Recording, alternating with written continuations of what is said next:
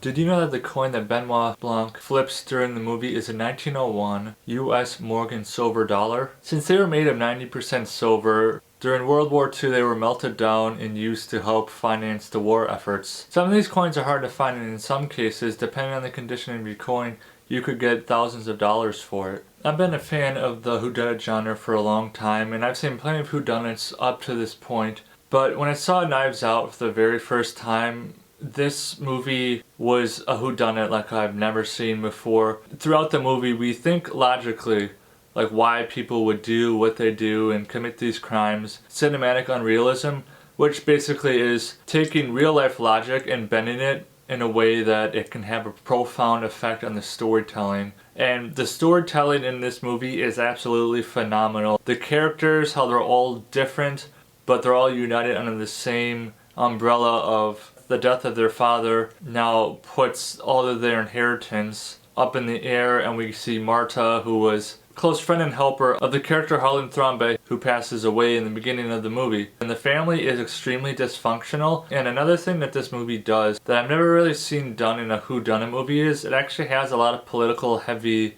aspects to it. It's part of the dysfunction in the family is political beliefs. There's left wing and there's right wing, and they're extremists pretty much. It adds even more mystery and motive to some of these people. I'd say one of the strongest characters in the movie was Ransom. I love Chris Evans. He's one of my favorite modern actors. I just love when he plays a bad guy. He's played a bad guy once before, but this is the first time I got to see him play a bad guy in a movie. And he does such a phenomenal job at portraying a character that you kind of are actually find yourself at times cheering for. He's presented in a way where he's pretty passive. He's definitely the outlier in the family. When you see him like team up with Marta in the movie and like being on her side, he doesn't really care a whole lot about the inheritance. Says a lot to his character, but at the same time, you often have to wonder what his motives are. Why is he treating her this nicely? You know, is he faking all of it? Like, he has that character disguise going on where you want to believe the guy, you want to trust him, but something's up, something's just not right in how he's acting. I think it's actually good enough for him to win an award. He never did win an award for his performance, but in my book he did